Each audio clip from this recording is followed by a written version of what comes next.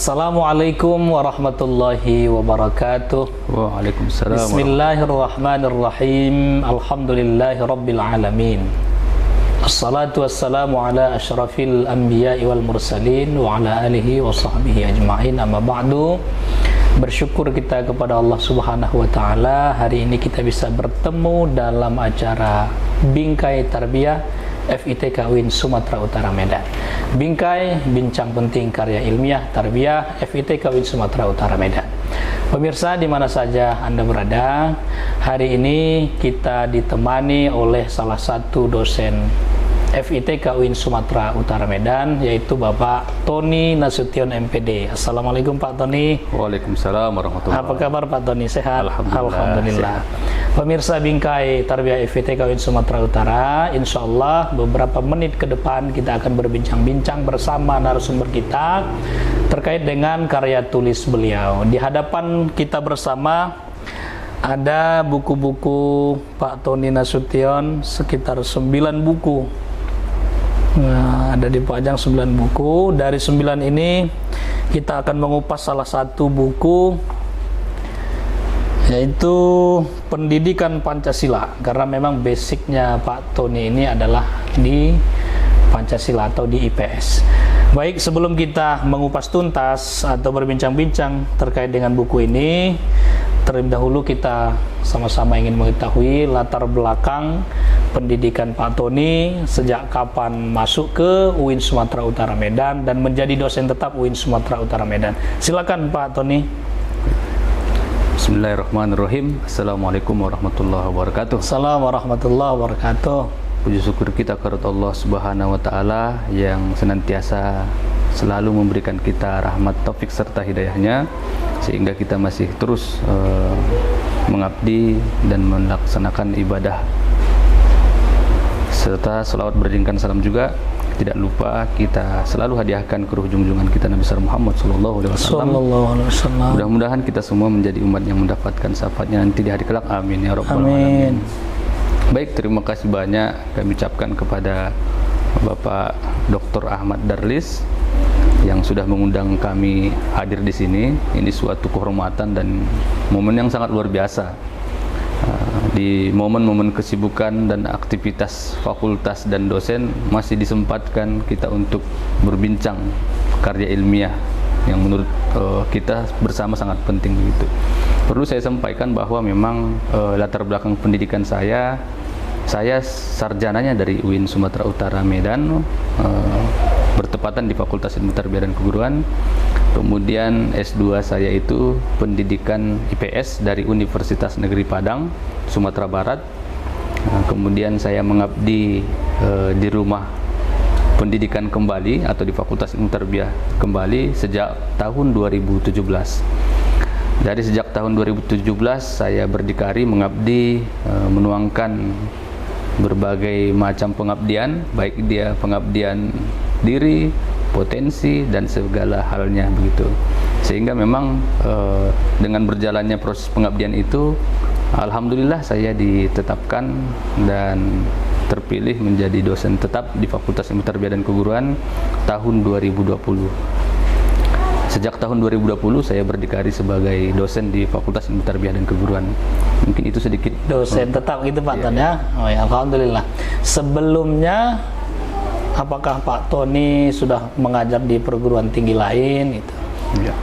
Sebelumnya saya pernah dulu sejak tahun 2017 ngajar di Sekolah Tinggi Ilmu Tarbiyah Al-Ittihadiyah di Labuan Batu Utara, Pak. Oh, Labuan Batu. Kebetulan kampus itu dimotori dan didirikan oleh salah satu guru besar Fakultas Ilmu Tarbiyah. Kita al-fatihahkan, hadiahkan al-fatihah kepada beliau yang sudah memperjuangkan pendidikan, dan saya ikut serta menjadi pendidik dan dosen di kampus tersebut di Labuan Batu Utara. Dan saya NIDN saya juga berawal dari sekolah tinggi itu, Pak. Gitu. Oke, baik. Terima kasih pemirsa Bingkai Tarbiyah FITK UIN Sumatera Utara Medan. Kita sama-sama telah mendengarkan pemaparan dari narasumber terkait dengan latar belakang pendidikan beliau dan sejak kapan bergabung di UIN Sumatera Utara Medan, tepatnya di FITK.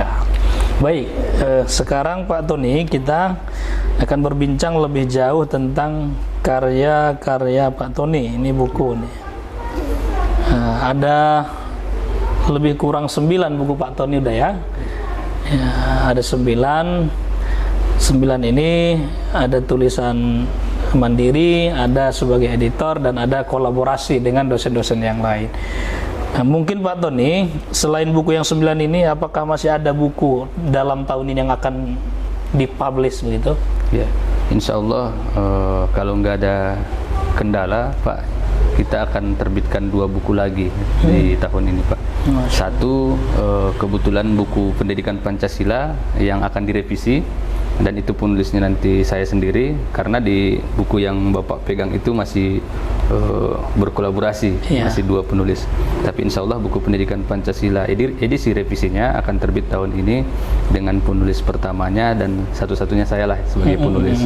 Dan insya Allah juga akan ada buku satu lagi tentang social interaction berbasis toleransi. Masya Allah, itu insya Allah akan kita mudah-mudahan tidak ada kendala ya penerbitan buku Pak Tony. Baik Pak Tony, di sini saya membaca buku pendidikan Pancasila. Nah, ini penulisnya Pak Tony berkolaborasi dengan Bu Dr. Eka Susanti. Ini salah satu dosen senior kita di FITK ya Pak. Dan di editornya ada 2 orang. Latar belakang membuat judul buku pendidikan Pancasila ini apa? Mengapa dipilih diksinya pendidikan Pancasila Pak Tony? Yang pertama Pak, buku pendidikan Pancasila ini kebetulan sesuai dengan latar belakang pendidikan saya Pak. Saya sejak kuliah di Fakultas Ilmu Tarbiyah dan Keguruan belum menemukan dosen yang memang memiliki latar belakang pendidikan Pancasila saat itu. Sampai sekarang saya mengabdi di Fakultas Ilmu Tarbiyah dan Keguruan, terpikir dan tertuang ide saya untuk menyusun buku pendidikan Pancasila ini agar memang bermanfaat, bisa kita bagikan dan kita jadikan bahan ajar di mata kuliah pendidikan Pancasila. Kebetulan mata kuliahnya pada saat saya juga mengampu mata kuliah ini, saya bawakan buku ini gitu Pak. Ini mudah-mudahan sebagai dasar panduan dan bahan ajar kita di mata kuliah yang ada di Universitas Islam Negeri Sumatera Utara Medan. Baik, terima kasih Pak Ton. Tapi sasaran utamanya mungkin mahasiswa, namun begitu pun tidak menutup kemungkinan siapapun boleh mengkonsumsinya Pak Ton, termasuk juga yang bukan mahasiswa ya. Yang penting warga negara Indonesia ini layak untuk mengkonsumsi buku ini pendidikan Pancasila, karena tentu banyak hal yang akan kita gali dari buku ini, mulai dari konsep-konsep yang abstrak bagi kita sampai yang konkret insya Allah. Ada sekitar 8 bab, saya lihat ini Pak Ton, ada 8 bab nih dengan subbab yang beragam. Saya tertarik ini Pak Ton, bab ke-8, Pancasila sebagai paradigma pembangunan nasional. Nah, ini bagaimana maksudnya ini Pak Ton? Iya Pak. Baik, satu di antara bab itu ada yang membahas tentang kajian bagaimana Pancasila itu sebagai paradigma dalam pembangunan nasional. Dalam konsep aturan dan undang-undang, bahwa Pancasila ini menjadi sebuah dasar dan ideologi, sehingga memang Pancasila ini harus memang dijadikan sebagai paradigma dan harus memang bisa kita pahami, hayati, serta kita amalkan, sehingga memang Pancasila ini bisa menjadi ruh kita sebagai bangsa. Nah, kita mulai dari tataran dunia pendidikan selaku mahasiswa, dan mahasiswa-mahasiswa kita ini ke depan akan memposisikan diri atau bahkan akan menempati regulasi skala profesi yang ada di bangsa kita ini atau di negara kita ini, sehingga memang paradigma ini terus-menerus akan kita salurkan dan kita sebarluaskan, sehingga Pancasila ini menjadi nilai yang luhur dan memang bisa kita aplikasikan dalam kehidupan sehari-hari. Mungkin begitu dia Pak, substansi dari pembahasan kita di situ. Iya, di sini ada, saya lihat subnya itu Pancasila sebagai orientasi dan kerangka pembangunan nasional. Nah, ini Pancasila sebagai orientasi itu bagaimana maksudnya Pak Ton? Nah, orientasi di situ itu Pak, bahwa memang tidak bisa kita menutup kemungkinan dalam kehidupan kita di dunia pendidikan, dalam aktivitas masyarakat, bahkan dalam aktivitas nasional, kita harus berlandaskan Pancasila. Pancasila, gitu. Betul. Jadi kita tidak bisa lari dari jalur Pancasila ini. Jadi apapun aktivitas kehidupan kita sangat berhubungan dan sangat mendukung nilai-nilai Pancasila itu. Jadi dimanapun kita berada, beraktivitas, bahkan terjun dalam dunia profesi apapun, nilai Pancasila ini menjadi orientasi kita dalam profesi apapun, begitu. Oke, bagus. Sebagai warga negara tentu itulah cara pandang hidup kita di negara Indonesia ini, karena memang itu bagian dari hasil dari rumusan para pendiri bangsa kita, gitu ya Pak Yaton. Iya, Pak. Saya lihat ini Pak Ton, ada 155 halaman lebih ya, 160 halaman ini buku. Berapa lama Pak Tony menyelesaikan dengan halaman yang segitu? Dari proses saya menyiapkan naskah ini, saya sebenarnya hampir 3 bulan lebih, karena masih perdana saat itu, Pak. 3 bulan lebih ini dengan banyak literatur sumber bacaan kita satukan, bahkan kita ambil dan kita kutip dari berbagai sumber referensi, sehingga memang inilah buku pemula saya sebagai dosen mata kuliah saat itu, Pak. Oke. Jadi dengan durasi lebih kurang 3 bulan tadi, kendala apa yang Pak Tony rasakan? Kalau kendala sih Pak sangat banyak menurut saya. Di saat sebelum memulai menulis buku itu pun Pak, saya sudah terpikir ini bisa nggak saya menulis buku ini gitu. Karena apa? Ketika kita memulai menulis buku ini, tapi endingnya juga harus kita pikirkan, oh kemana kita cetakkan ini. Sangat berhubungan dengan finansial atau material, kan begitu Pak. Betul. Sehingga saat itu memang saya terpikir mencari solusi bagaimana agar buku ini tetap terbit dan memang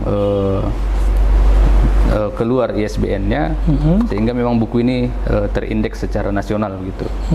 Dan prosesnya itu menurut saya sangat banyak kendalanya. Di sisi lain juga kita sebagai dosen honor saat itu Pak kan, sehingga banyaknya tugas dan tanggung jawab juga kita hadapkan dengan menyusun naskah ini. Menurut saya saat itu nikmat yang sangat luar biasa Pak gitu. Oke, luar biasa. Oke. Baik Pak Ton, di antara 9 karya Pak Ton yang kita pajang ini, mana buku perdana yang Pak Ton tulis? Ya, baik. Ini kalau cerita perdana menulis ini Pak, sangat luar biasa. Nekatnya saya dulu buat buku itu Pak. Saya dulu merintis asosiasi pendidikan IPS gitu, sehingga saya terpikirnya asosiasi ini mampu mendukung tulisan saya gitu. Namanya kan saya bergerilya nih Pak, bergerilya mencari apa sih yang bisa mensupport saya menulis ini. Saya ikut serta menulis ini, dan saya bersama teman saya, buku perdana saya itu buku bahan ajar pendidikan kewarganegaraan namanya Pak, ini bukunya. Dan ini masih bentuk diktat. Gitu. Belum ada ISBN.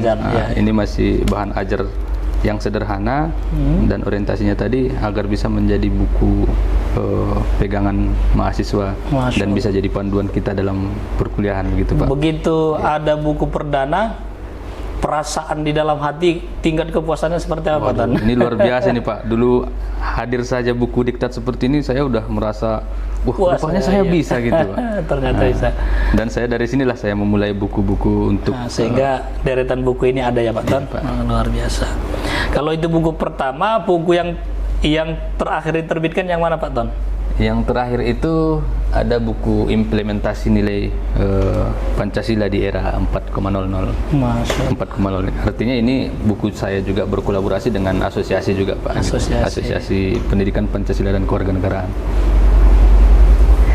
Oke, luar biasa Pak Tony. Dari buku pertama hingga buku terakhir, tentu tingkat kepuasan itu semakin meningkat. Itu sudah bisa kita pastikan. Luar biasa Pak Tony. Kemudian Pak Tony, saya tertarik ketika mengingat paradigma UIN Sumatera Utara Medan itu, paradigma keilmuan maksud saya adalah wahdatul ulum. Wahdatul ulum. Tentu kita sebagai perguruan tinggi keagamaan, apalagi negeri, tentu ya Islam itu menjadi sumber utama ya, atau Al-Quran dan Sunnah itu menjadi sumber utama. Bagaimana Pak Tony mengkorelasikan lah pendidikan Pancasila yang Bapak tulis ini dengan paradigma WU kita itu, Wahdatul Ulum kita itu yang berbasis keislaman itu. Mohon Pak. Baik, terima kasih Pak. Berbicara tentang Wahdatul Ulum ini Pak, di semester ini kita sudah menyusun rencana perkuliahan semesternya, sehingga memang di semester depan dan di buku edisi revisi itu sudah ada kolaborasi dan memang sudah dimasuki beberapa nilai-nilai Wahdatul Ulum tersebut, sehingga memang bukan hanya berbasis teori, bahkan dalam aktivitas selama proses pembelajaran pun harus kita terapkan Wahdatul Ulum tersebut Pak. Gitu. Tentu itu berbasis agama ya, berbasis keagamaan Islam. Oke, baik Pak Tony. Pak Tony kan masih relatif muda ya. Mungkin bisa jadi lebih muda dari saya ya, Pemirsa Bingkai Tarbiyah. Tapi tulisannya ini, bukunya sudah banyak, ada 9 ini Pak Tony. Ini motivasi apa yang mendorong Pak Tony sehingga bisa menghasilkan 9 buku pada usia seperti ini? Silakan Pak Tony. Terima kasih Pak. Sebenarnya kalau berbicara motivasi Pak, saya sangat terinspirasi dengan motivator yang sangat ulung, yaitu guru besar kita almarhum Profesor Dr. Haji Syafarudin MPD. Beliau itu bisa dikatakan selama saya mengabdi jadi dosen itu banyak waktu saya bersama beliau, sehingga memang asal berjumpa dengan beliau sudah ada karyamu, itu selalu yang ditanyakan. Jadi motivasi saya disampaikan saat itu harus ada 2 artikel 1 tahun, harus ada 1 buku 1 tahun. Jadi catatan itu menjadi sebuah perhatian kepada saya, karena juga kita beraktivitas dalam dunia pendidikan. Saya ikut serta dalam menulis, sehingga memang saya saat itu memulainya dengan menyertakan tulisan-tulisan itu dengan berkolaborasi gitu. Saya prinsipnya yang penting ada tulisan begitu. Yang penting saya ikut menerbitkan buku, mau kolaborasi mau sendiri, tapi saya harus menerbitkan 1 buku 1 tahun. Begitu Pak. Luar biasa itu sahabat atau pemirsa Bingkai Tarbiyah FITK UIN Sumatera Utara Medan. Bagi kita-kita ini, termasuk saya pribadi, layak terinspirasi dari apa yang dialami oleh Pak Tony Nasution. Baik Pak Tony, pesan kepada dosen-dosen yang seumuran kah atau yang junior kah terkait dunia tulis menulis ini, apa yang bisa Bapak pesankan kepada mereka-mereka? Kalau pesan singkat saya Pak dalam berbicara karya ini, karena menurut saya menulis ini adalah sebuah keterampilan, maka harus memang banyak kita lakukan kebermanfaatan dari karya tulis ini. Karena prinsip menurut saya bahwa hidup ini sekali, hiduplah berarti, semua orang akan mati, tapi hanya satulah yang abadi, yaitu karya. Masya Allah, luar biasa pemirsa Bingkai Tarbiyah FITK UIN Sumatera Utara Medan. Hidup ini cuma 1 kali, jadi buatlah hidup ini berarti. Kalau kita bisa itu meninggalkan dunia, tapi tulisan kita ini tidak akan meninggalkan dunia, pasti akan dikonsumsi oleh generasi-generasi berikutnya. Ini cara berpikir Pak Tony layaknya seperti ulama-ulama zaman dahulu. Jadi ulama-ulama zaman dahulu itu mereka meninggalkan karya tulis sehingga nama mereka itu terangkat. Jadi kita mengetahui sederetan nama-nama para ulama itu dari karya tulis mereka. Walaupun berabad-abad mereka sudah tiada, tapi karya tulis itu tetap ada sehingga nama mereka dikenang. Nah, mudah-mudahan kita bisa mengikuti jejak para ulama itu, juga mengikuti jejak Pak Tony. Pemirsa Bingkai Tarbiyah FITK UIN Sumatera Utara Medan, sebenarnya banyak yang ingin kita bincangkan dengan narasumber kita, tapi karena kita sudah berada di penghujung acara, lain kali kita bisa berbincang-bincang dengan narasumber kita, bisa jadi dengan karya yang lain, termasuk nanti tesis atau disertasi beliau. Mudah-mudahan kita bisa mengambil waktu beliau pada lain kesempatan.